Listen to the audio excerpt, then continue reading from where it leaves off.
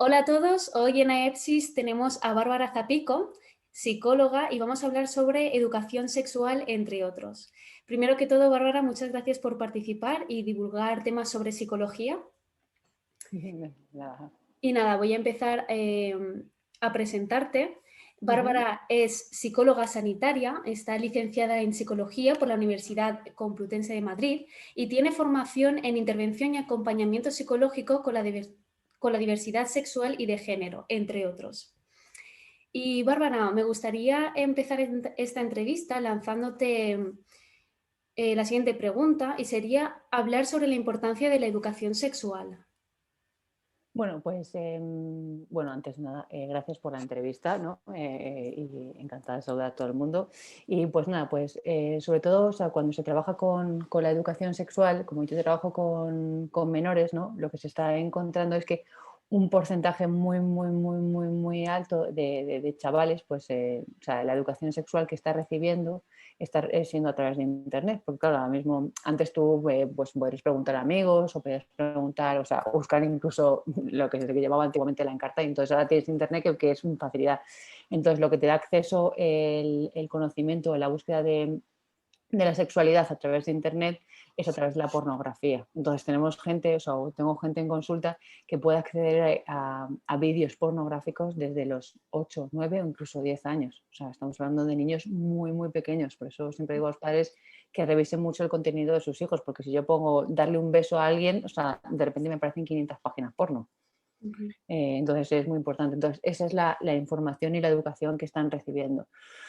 Que sería muy importante trabajar desde la escuela, o sea, trabajar desde que los niños son pequeños. O sea, los niños, la educación sexual que a lo mejor reciben, sobre todo en colegios públicos, porque a lo mejor en colegios concertados, que generalmente son religiosos, sobre todo aquí en Madrid, o colegios privados, algunos, dependiendo de la educación, pues no reciben ese tipo de educación sexual, sino lo que se basa principalmente es, bueno, vamos a utilizar métodos anticonceptivos y no hablan desde el placer, desde la masturbación, situaciones que se pueden encontrar, que me puede atraer, que no me puede atraer, para aclarar un poco sus dudas. Entonces se queda un poco una educación sexual muy escasa. Digo, entonces tenemos modelos sexualizados, que es de Pornhub, que es una página web con millones de visitas, que ha subido el número de visitas durante el confinamiento brutal, y son o sea, yo siempre que trabajo con los chavales les digo que eso no es la realidad, y entonces que sobre todo que se basen en la comunicación y que pregunten a gente si tienen algún tipo de duda, sobre todo, bueno, a mí los que tengo en consulta, otros pues es un poco más difícil y sería muy interesante hablar con los padres. Lo que pasa es que a veces las familias pues les da vergüenza, les da tabú o creen que los niños son muy pequeños, y es un tema que no se trabaja absolutamente nada en casa, o muy poquito, muy pocas familias. O sea Por lo que creo menos, que es importante. sobre todo tomar conciencia de que en las páginas pornográficas no es real lo que se está viendo y que es importante por eso una buena educación sexual y que creo que al ser tabú te impide tener esa buena educación sexual.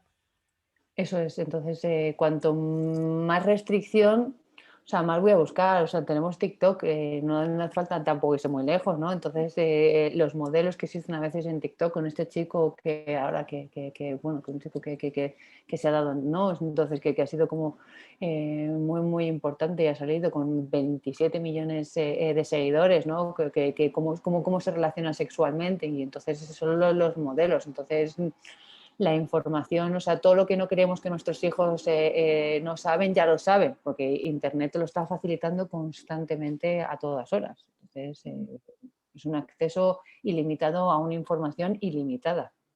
Ujú. Y relacionado con esto, tener una buena educación sexual, ¿cómo se relaciona con los miedos, inseguridades, prejuicios y riesgos indeseados? Riesgos de embarazo indeseado.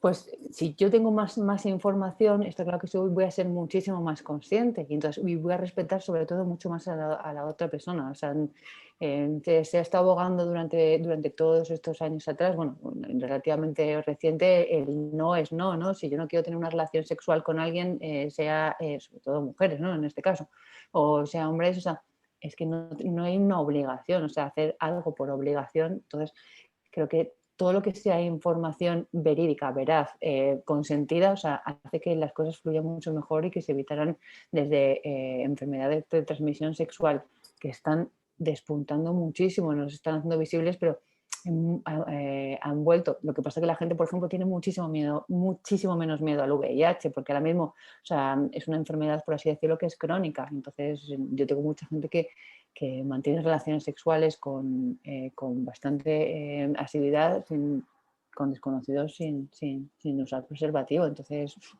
nos estamos exponiendo mucho, mucho, mucho. Pero bueno, como es algo crónico, si tengo VIH, de hecho también tengo varios pacientes con VIH, entonces no es algo que les preocupe, es una debilitación del sistema inmune y ya está. Entonces, un embarazo, bueno, tengo una píldora el día después, entonces inmediatamente que puede provocarme un embarazo. Entonces, y las clínicas abortivas a cualquier paciente que haya abortado, pues las veces están llenas de adolescentes, bueno, pues que medios, porque me molesta, porque es incómodo, porque lo que sea. Lo que pasa es que o sea, te estás protegiendo y además el cuerpo sufre o no quieres mantener una enfermedad crónica a largo plazo. No se lo deseo a nadie. O sea, falta mucha información. O sea, yo creo que también se ha perdido el miedo a las enfermedades de transmisión sexual. Ujú. Antes hemos hablado sobre el tabú. ¿Por qué crees que sigue habiendo tanto tabú sobre este tema? ¿Por qué no se habla tanto con los padres? Bueno, porque yo creo que los padres a veces, o sea, el salto generacional ha sido muy, muy, muy, muy, muy bestial. Desde que se ha introducido la tecnología, o sea, los hijos tienen muchísima más información que lo que tenían los padres a esas edades. Entonces, mira que estamos hablando de gente a lo mejor de 45 años, o sea, que tampoco es tan mayor. Estamos hablando de gente de 80, pues hay muchísimo más prejuicio. Pero seguía siendo una generación un poco como digo yo, la generación de la posguerra, de la época de los 80, que había aún muchos prejuicios. O sea, todo el tema LGTB, al fin y al cabo, se ha empezado a visibilizar hace relativamente poco. De hecho, yo durante la carrera que la inicié en el 2003 estudié la transexualidad como una patología. O sea, que es que estamos hablando que es que no ha avanzado tanto socialmente. Entonces, eh, porque yo creo que también, aunque es una sociedad muy basada en el hedonismo y en el placer sexual es como algo como muy privado, muy de la pareja y como es algo tuyo y los padres solo tienen relaciones sexuales para tener hijos, no por placer, ¿no? Entonces, no hay esa comunicación y ese vínculo a nivel relacional entre padres e hijos. Por eso yo creo que se convierte también todo en un tabú y es algo como, bueno, esas son tus cosas y yo que no quiero saberlas, ¿no? Entonces, un poco, yo creo que es también un poco una infantilización, o sea, de, de los niños o de los adultos, incluso cuando oye, mis padres tienen 60 años y nunca han tenido relaciones sexuales, digo, bueno, pues estás tú aquí en el mundo por algo, ¿no? O sea que... También es verdad. Es verdad. Bueno, pues solo una vez, Has no. traído la cigüeña. Sí, sí, eso es. Y Bárbara, has comentado lo de LGTB. ¿Qué Ujú. significa LGTB en gente joven? Bueno, mira, yo que trabajo con muchísima población LGTB, bueno, dependiendo que el contexto también, como estaba hablando también, va a marcar mucho, mucho, mucho la diferencia, ¿no? Entonces, podemos tener un entorno abierto y tolerante, por un lado, ¿no? Que generalmente, gracias a Dios, vivimos en España y no vivimos en Rusia, ¿no? Pero sigue siendo un entorno bastante marcado por la tradición judeocristiana católica, ¿no? Entonces, que está muy asociada a la religión, que significa que un hombre y una mujer se juntan para casarse, ¿no? Y lo que está ocurriendo ahora mismo es que la gente, al tener más información, mucha más información, está siendo, o sea, mucho más, no sé si considera la palabra abiertamente, sino más tolerante, ¿no? Entonces, está decidiendo, antes había muchas más limitaciones de probar, experimentar, disfrutar, y entonces, bueno, pues ahora tengo más posibilidades de decir, si me gusta a alguien o me atrae a alguien, ¿no? Que la adolescencia es una etapa mucho de fluctuación y de decir, porque no me van a gustar personas de mi mismo sexo, ¿no? Entonces se está probando. Entonces, la gente que yo tengo menor de 25 años, hay un 80% que son bisexuales, o sea que es un porcentaje muy, muy, muy, muy, muy alto. Entonces yo lo englobaría, o sea, el LGTB dentro de la gente joven, por considerar gente joven menor de 25 años, yo creo que está basado mucho en la tolerancia, el respeto y la aceptación. Y es decir, bueno, yo me encuentro de esta manera, pues ¿por qué no voy a estar con alguien si me apetece o me gusta, ¿no? Y, y también, volvemos a lo mismo, aquí influye mucho el contexto. Si yo me estoy criando en un contexto católico, de una familia que haya una represión hacia todo esto, no me voy a poder desarrollar en este ámbito. Dentro de los círculos más tradicionales, ¿hay menos gente LGTB? No, yo creo que es que no se visibiliza tanto. Reprimida igual. Sí, yo creo que hay mucha más represión, ¿no? Entonces, aunque cada vez se normaliza más, pero los mensajes que yo he llegado a escuchar, porque yo tengo consultas, o sea, tengo mucha variabilidad de pacientes, pero tengo chavales transexuales con padres del Opus y es como, bueno, pero que no se te note, por favor. Vaya. ¿Sabes? Entonces, tú puedes ser lo que tú quieras, yo te voy a aceptar, pero que no se note de cara socialmente, ¿no? O sea, Hay la importancia de cómo te vean. O muy importante. Muy, muy, muy, muy, muy, muy, muy, muy, muy importante. Porque los chavales jóvenes, dependiendo, yo te digo, del entorno en el que nos estemos moviendo, hay muchísima más aceptación, que no es un problema a día de hoy. O sea, sea, el más problema es aceptación en gente joven, ¿no? Que en personas. muchísimo más. Mucho. Mucho, mucho. Es como le preguntas ahora mismo a un niño de 12 años, ¿conoces a alguien? Ah, pues sí, mi amigo Pepe es gay, no sé quién es transexual. Pff, cada uno que haga lo que le dé la gana, a mí me da igual. A mí lo que me importa es que mi madre me está diciendo lo que tengo que hacer, que es una pesada. O sea, también es eso, es que no es una No, preocupación. no es tanto por la educación que le dan los padres de aceptación, sino de ellos cómo lo ven en su entorno. Sí, entonces, y el entorno, o sea, vamos a ver, tú ten en cuenta que el entorno social es lo que más importa cuando tú eres adolescente, o sea, ni tu familia, ni tu pareja, bueno, pareja en ese momento, pues cuando entras en la adolescencia, en la pubertad, que son 11, 12 años, dependiendo ahora mismo, lo más importante son entornos sociales. Si el entorno social me está aceptando y me está diciendo, o sea, seamos diferentes, marquemos una diferencia, o sea, pues voy a experimentar, probar y encima ser hedonista y buscar el placer, pues entonces esto va a ser maravilloso, o sea, porque claro, o sea, es una sociedad muchísimo más tolerante, muy crítica con otras cosas, pero muy tolerante que, vamos, el colectivo LGTB con gente más joven es muchísimo más aceptado. Entonces, ¿tú crees que ahora mismo hay más bisexuales que antes? ¿O es porque hay más visualización? O sea, yo creo que, o sea, hay más visibilización. O sea, yo creo que no es que hubiera más gente o menos gente, sino que se está, o sea, también volvemos a lo mismo, o sea, los medios de comunicación lo que hacen es dar más visibilidad. Antes tenías 4 canales y lo que te tocaba es lo que te tocaba. Ahora tienes 250, elige una película, elige un documental, elige lo que quieras. Sí. Entonces, ahora tienes muchísimos más medios para transmitir las informaciones. Ujú. Entonces, jolín, parece que hay muchos más bisexuales que antes, o gays, o lesbianas, o transexuales. Antes lo sabría, pero es que estaban mucho más invisibilizados y castigados. Estamos hablando que en los años 90 la homosexualidad casi está penalizada en este país. Entonces, es que yo siempre recuerdo, hay un caso que es muy famoso, que fue el caso Arni, que fue una implicación enorme de muchísimos hombres en un bar supuestamente que había estado haciendo abusos sexuales de menores y estaba relacionado con la homosexualidad y se estuvo persiguiendo y sí, o sea, que es todo muy, muy, muy, muy reciente.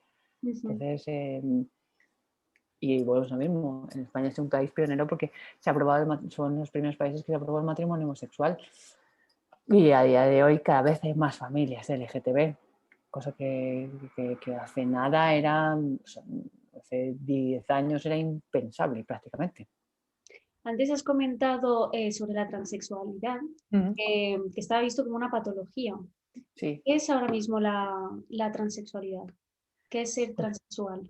vale, vamos a ver. O sea, cuando aquí hay muchos conceptos como un poco técnicos, por así decirlo. Tenemos uno, la identidad sexual de un niño, ¿no? O sea, es que cómo yo me siento se desarrolla aproximadamente entre los 2 y los 4 años, ¿no? Entonces, cuando tengo niños que se identifican, o sea, eso es más fácil verlo con los niños cuando yo juego, por ejemplo, con consulta con los Playmobil y les digo, ¿tú quién eres? ¿No? Y me dice, yo soy que es un niño. ¿Por qué eres un niño? Pues no sé, es una proyección, ¿no? En vez de decirlo directamente, ¿no? Con niños entre 2 y 4 años. No todos los niños, vamos a matizar esto porque es muy importante para que, o sea, que no se generalice. No todos los niños que cojan un Playmobil de un género diferente al suyo cuando jueguen significa que sean transexuales. Eso es muy importante decirlo. Y entonces hay un desarrollo de esa identidad. Otra cosa es que el niño lo puede identificar y lo pueda desarrollar como tal, ¿no? Ujú. O sea, tenemos por un lado también el sexo biológico y el sexo sentido. Entonces, eso también hay que diferenciarlo, ¿no? El sexo biológico es el sexo con el que yo he nacido, que tiene unas connotaciones culturales, sea chico o chica. Las niñas llevan pendiente y rosa. Ahora ya no es así, es por poner un ejemplo, ¿no?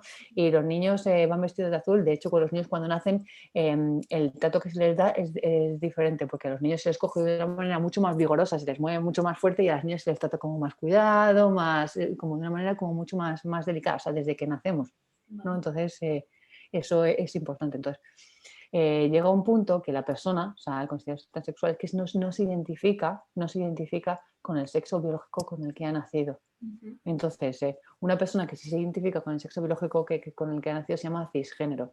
Entonces, yo que he nacido mujer bueno, siento que soy mujer, pues entonces sería mujer cisgénero, ¿no? Entonces, aquí es cuando empieza lo que se conoce como un poco el término de disforia de género. En plan, no estoy a gusto con el género con el que he nacido, entonces me supone un problema muy grande, porque claro, o sea, no me siento a gusto. No es que diga, ay, me gusta vestirme con faldas, porque esto es una concepción, no, es que yo internamente estoy sufriendo muchísimo porque, o sea, no me siento una persona identificada como tal, ¿no? Entonces, eh, también hay que determinar que cuando uno o sea, y entonces empezaría ahí, porque tengo muchas cosas que decir sobre este tema.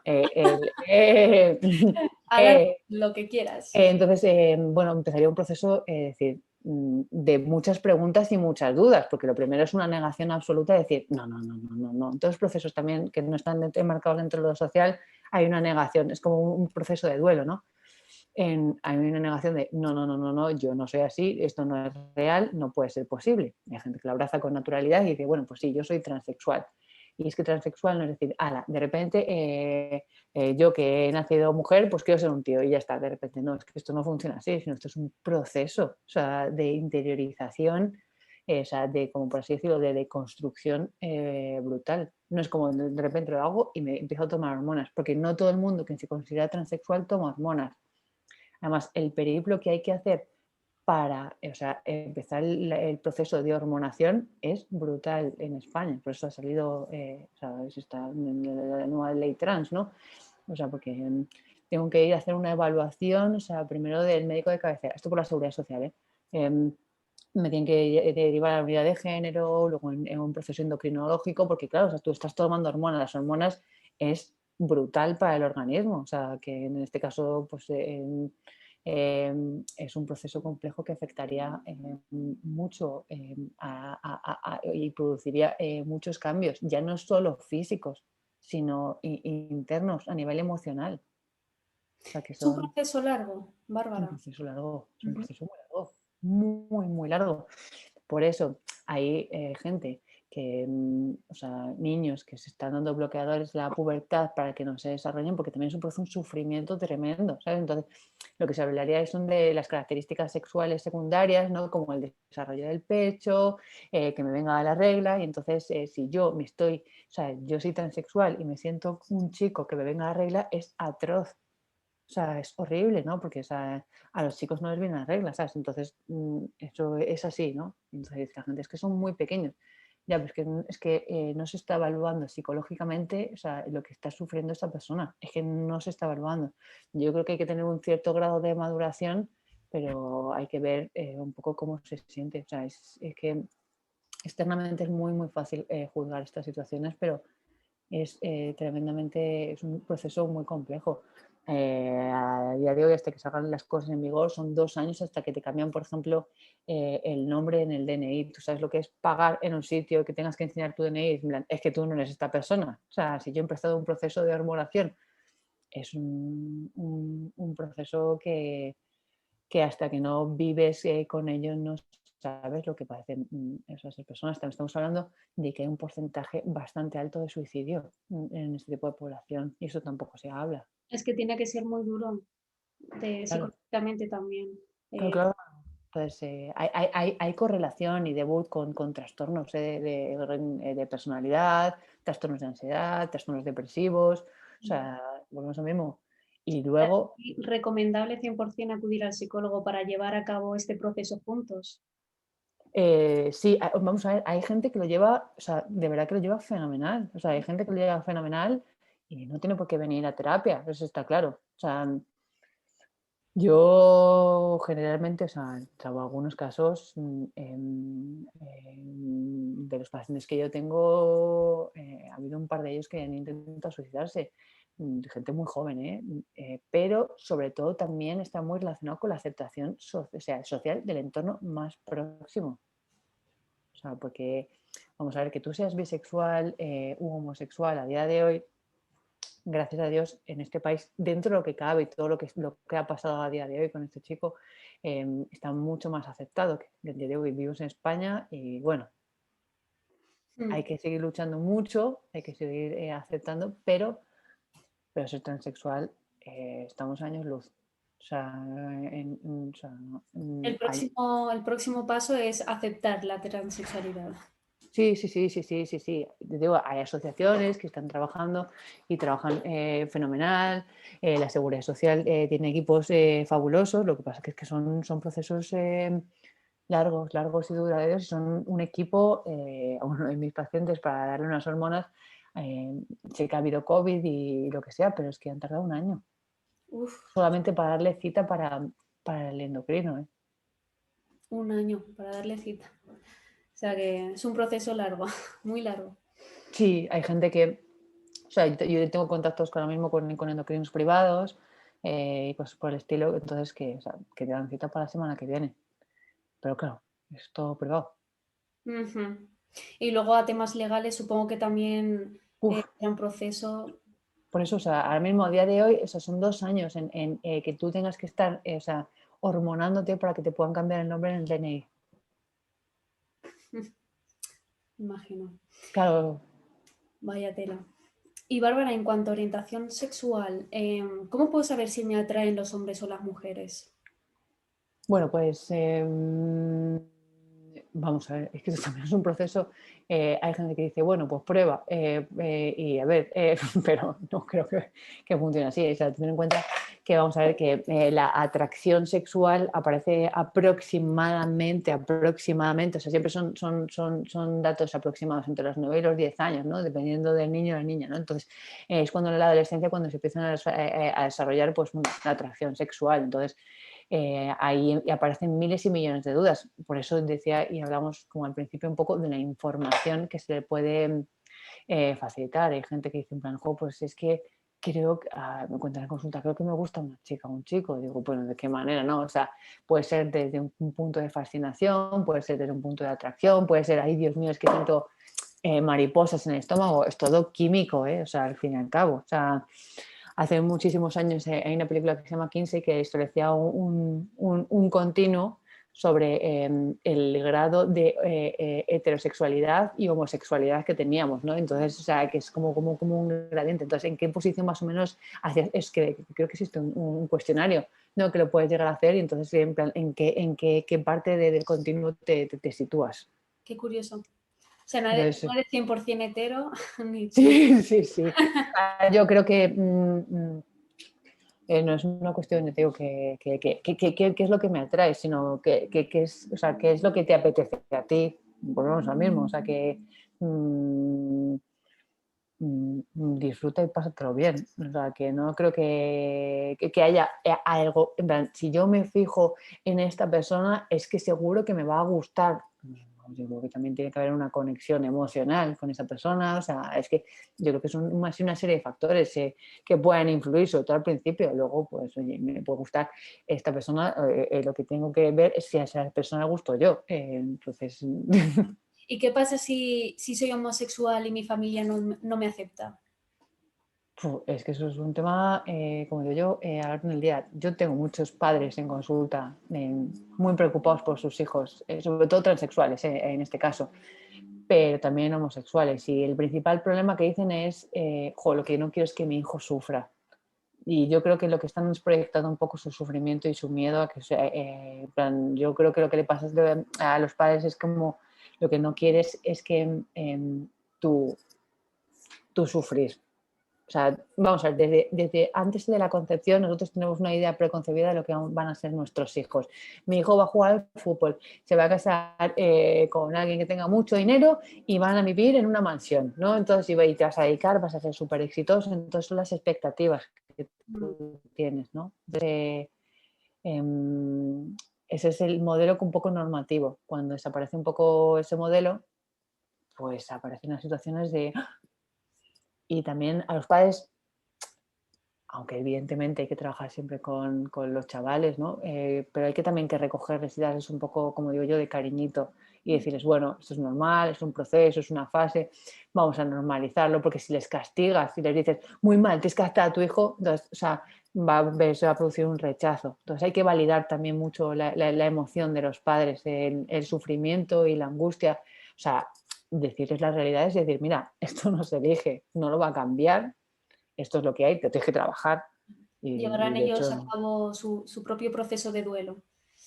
eso es. Entonces, yo trabajo mucho con ellos y les digo, mira, es que esto no creo que nadie diga, uy, hoy me levanto y digo, quiero ser transexual, es lo que más deseo en mi vida. Lo siento, no, esto Igual, no. quiero ser rica, venga. Sí, sí, sí, claro, esto no se elige. Entonces, yo trabajo con ellos mucho desde la cercanía diciendo, yo, o sea, aquí estoy para entenderos, comprenderos, pero tenéis que ser vuestro hijo. Y si o vuestro hijo o vuestra hija, o sea, si vosotros no lo estáis aceptando, o sea, esta persona se va a sentir absolutamente desamparada, porque las figuras principales de apego son los padres. Sobre todo apoyo de los familiares. Ujú. Claro, o sea, es que tú tienes, o sea, y sobre todo yo tengo lo que se llama la familia nuclear, la familia de origen, que es padre, madre y hermanos. O sea, si hay una aceptación de ese entorno, o sea, esa persona se va a sentir segura, o sea, para explorar el mundo. O sea, yo te digo, es cuestión de apego, se llama apego. Primero psicología, entonces cuidado del paciente, darle la aceptación un poco y el cariño. Otra cosa que diga, te vas a equivocar, ¿no? Y por ahí no puedes ir, porque tú no puedes condicionar a alguien a ser alguien que no es. Ujú. Y Bárbara, para finalizar, me gustaría que nos contaras algunos mitos y verdades sobre LGTB. Bueno, aquí está, podemos hacer una recopilación un poco amplia, pero vamos, o sea que podemos decir, en plan, los bisexuales son personas que les gusta todo el mundo. O sea, eso es una cosa, en plan, bueno, eso es Sodoma y Gomorra, ¿no? A ti te gusta todo el mundo, pero ¿te gusto? No, no, no. También, como por ejemplo, que es cosas que yo que recopilo de pacientes o de padres de pacientes, bueno, esto ya se le pasará porque la homosexualidad es una fase, ya sabes cómo son los adolescentes que les encanta probar y ya está, esto se le pasará seguro, ¿no? Y me preguntan, ¿seguro? Digo, creo que te están, bueno, yo digo, tú Creo piensas lo que quieras, que pero esto no va a ser real, pero bueno, que es como que tengo que un poco, cada uno elige lo que le gusta y lo que le acaba trayendo y es que siempre, siempre, siempre tú eliges. No, hombre, no, o sea, no, no elijo, o sea, hay una cosa que es que se llama cerebro y que está relacionado con la química. Entonces, el cerebro lo utilizamos y de repente unas personas nos atraen porque otras no, o sea, es cerebral, o sea, esto, hay estudios que lo demuestran y si no, que lo busquen, no, digamos, no elegimos a personas aleatorias y al azar. Que también igual que lo de la transexualidad, no, uno no elige ser transexual, no me levanto y digo, en plan, hoy transexual, hoy bisexual, hoy no, no. También hay conceptos como que a las mujeres lesbianas también les gustan todas las mujeres, ¿sabes? Que como, pero, o a los hombres les gustan todos los hombres, pues no, o sea, todo el mundo aquí tiene un poco sus gustos, ¿no? O sea, es que igual que eres heterosexual y todas las personas, no te atraen todas las personas de tu entorno, amigos, no. Y también hay una asociación mucho de los hombres gays con la promiscuidad, porque dicen, en plan, "Buah, es que como son todos tíos, están todo el rato acostándose y todo el rato están teniendo relaciones sexuales". Bueno, pues no tiene por qué. Y pertenecer al colectivo LG muy relacionado también con la sexualidad, solo hay sexo. No tiene, y también relacionado, por ejemplo, con conceptos de familias que se han intentado hacer estudios y estudios, y he leído muchísimas cosas, y no han salido ningún estudio determinante que digo que dejen de hacer estudios de un niño creado en una familia homoparental va a tener carencias frente a una familia formada por padre y madre que son heterosexuales, y es que no se han encontrado carencias, o sea, de ningún tipo, y se han estudiado miles y miles y miles y miles. O sea, las figuras de apego, o sea, estamos buscando, o sea, porque si un niño, por ejemplo, se ha quedado huérfano, un niño que se ha criado por una mamá o solamente por un padre, también tiene figuras de apego y solo tiene una. Y relacionado con las familias hay otra cosa muy importante que es como, es que si somos una pareja de madres, nuestro hijo el día de mañana va a ser homosexual. ¿Por qué? O sea, que es una cosa, no tiene que ver con la otra. O sea, o sea, lo que estás enseñando es una tolerancia, una diversidad y un respeto. Luego que elija que le pueda traer o quién no, o sea, que lo que necesite. Ujú. Yo he escuchado mucho también que si, por ejemplo, es hijo de una pareja homosexual o de dos lesbianas, por ejemplo, pues que le falte la parte del padre. O sea, me refiero en plan una figura parental. Vale, entonces pongámonos, o sea, yo pongo siempre ese ejemplo, pongámonos que hace años, o sea, que eran casos como la mujer no estaba incorporada al mundo laboral y vivía la madre, la abuela, la tía y no sé quién, y el hombre única y exclusivamente aparecía por casa a las 12 de la noche después de trabajar 18 horas diarias. Entonces, ¿qué figura parental teníamos ahí en esos momentos? ¿La que ponía dinero? O sea, Vaya. porque, o sea, que es que no, o sea, bueno, es que falta una figura masculinizada. O sea, ¿qué puede representar esa figura masculina dentro de una familia? O sea, también, o sea, es que ya no es solo esa figura, es que hay otras figuras alrededor que son, o sea, pueden ser abuelos, tíos, primos, o sea, puede haber otro tipo de figuras Ujú. masculinas en el entorno. Además, que es que no, o sea, lo vemos lo mismo, o sea, que tú estés, sean dos mujeres y tengan un niño, un chico, entonces o sea, lo que puedes también enseñar es un respeto, ¿no? Y una comprensión. O sea, hay cosas que evidentemente son... o sea, hay cosas que pueden saber las familias homosexuales y hay cosas que pueden saber las familias heterosexuales, igual que hay cosas que pueden no saber explicar tanto unas como otras. Entonces, pues, pues vas a gente que sepa un poco más, le preguntas, no a Google, por favor. O sea, Para de expertos que hay. sí, claro, yo prefiero que alguien me escriba y me pregunte alguna cosa a través de un email y le respondo, digo, no busques en Google, es que hay cosas que digo que para eso hemos estudiado muchos años. Ujú, desde luego. Pues Bárbara, muchísimas gracias. Desde EBSIS te queremos agradecer tu tiempo con nosotros y que nos hayas explicado. La verdad, yo he aprendido muchísimo. Espero que el resto que vea el vídeo también. Y muchas gracias por darnos estas píldoras informativas sobre educación sexual, sobre sexualidad y bueno, muchísimas gracias, de verdad. Gracias a ti.